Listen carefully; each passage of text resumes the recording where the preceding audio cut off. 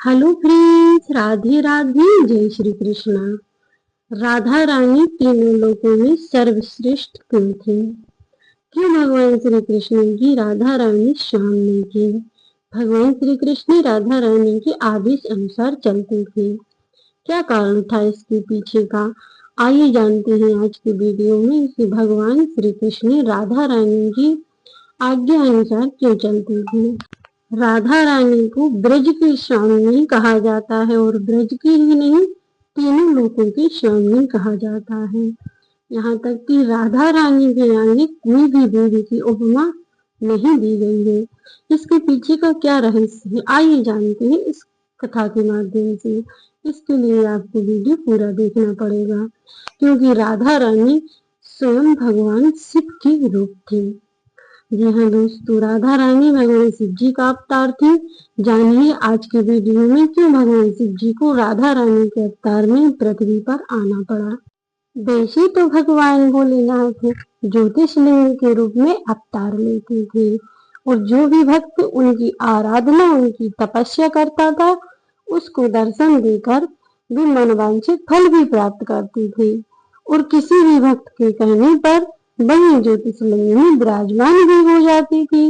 लेकिन एक समय राधा रानी के अवतार में भगवान शिव को आना पड़ा। ऐसा क्या कारण था? तो आइए जानते हैं उसके पीछे का रहस्य। एक समय भगवान भोलेनाथ माता पार्वती से बोले कि हे पार्वती, मैं तुम्हारे प्रेम को स्त्री स्वरूप से अनुभव करना चाहता हूँ। इस पर माता पार्वती हंसने लगी। तब महादेव ने कहा कि मेरी इच्छा ये पूर्ण होगी या नहीं। तब पार्वती जी कहने लगी कि मैं अगले जन्म में द्वापर युग में श्री कृष्ण का अवतार लूंगी। तब तुम मेरे प्रियतमा बनकर राधा रानी के अवतार में आना। यही कारण था कि भगवान महादेव ने राधा रानी का अवतार लिया। और जब कंस के अत्याचार से पृथ्वी भरने लगी पापों से, तब भगवान भोलेनाथ माता पार्वती से बोले कि अब समय आ गया है कि हमें पृथ्वी पर कृष्ण और राधा रूप में अवतार लेने चाहिए और पृथ्वी को मुक्त करना चाहिए। इसीलिए भगवान भोलेनाथ ने राधा रानी का और माता पार्वती ने कृष्ण का रूप रखा था। माना जाता है कि यही कारण था कि भगवान कृष्ण काले थे, जो कि काली का रूप माना जाता है। और वहीं कुछ पुराणों में वर्णित है कि भगवान कृष्ण भगवान विष्णु और लक्ष्मी नारायण का रूप है। तो कौन सा सच है, ये तो भगवान कृष्ण ही जाने। देवी भागवत पुराण और कुछ अन्य पौराणिक कथाओं के अनुसार राधा रानी को भगवान शिव का अवतार माना जाता है। उनके एक स्वरूप में वर्णित किया गया है, जिन्होंने भगवान कृष्ण के प्रति अपनी भक्ति को दर्शाने के लिए यह रूप धारण किया था। हालांकि शास्त्रों में उन्हें मूल प्रकृति भगवान कृष्ण की हरदानी शक्ति और कृष्ण का अंतरात्मा लक्ष्मी का रूप भी माना गया है, जो कृष्ण के साथ ही रहती हैं। वहीं कुछ पुराणों के अनुसार रुक्मणी को माता लक्ष्मी का स्वरूप माना गया है और राधा रानी को भगवान शिव का रूप माना गया है। और भगवान शिव ने एक बार गोपी का रूप धारण करके भी राधा रानी की और कृष्ण के प्रेम की लीला का अनुभव किया था। माना जाता है कि जब भगवान श्री कृष्ण ने रास लीला की थी, तब भगवान भोलेनाथ गोपी का रूप धारण करके आए थे और आज भी ब्रज में गोपेश्वर मंदिर में पूजी जाती हैं।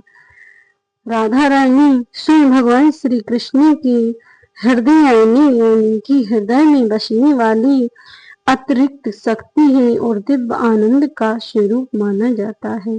धार्मिक दृष्टिकोण से राधा और कृष्ण एक ही हैं, जो लीला के लिए दो रूप धारण करते हैं। शिव ही राधा है और कृष्ण ही शिव है। यह एक रहस्यमय प्रेम लीला है।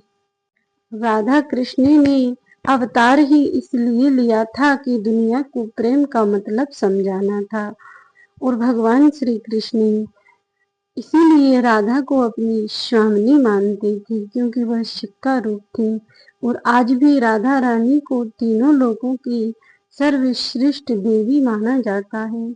माना जाता है जो राधे राधे बोलता है तो सभी देवी देवताओं की आराधना सिर्फ राधे नाम बोलने से हो जाती है। तीनों लोगों की श्रेष्ठ श्री राधा रानी ही है, इसीलिए राधा रानी का नाम सर्वश्रेष्ठ माना जाता है और राधा रानी की आराधना करने से ही सबकी आराधना हो जाती है, क्योंकि भगवान शिव का रूप है राधा रानी, इसीलिए इतनी करुणामय है।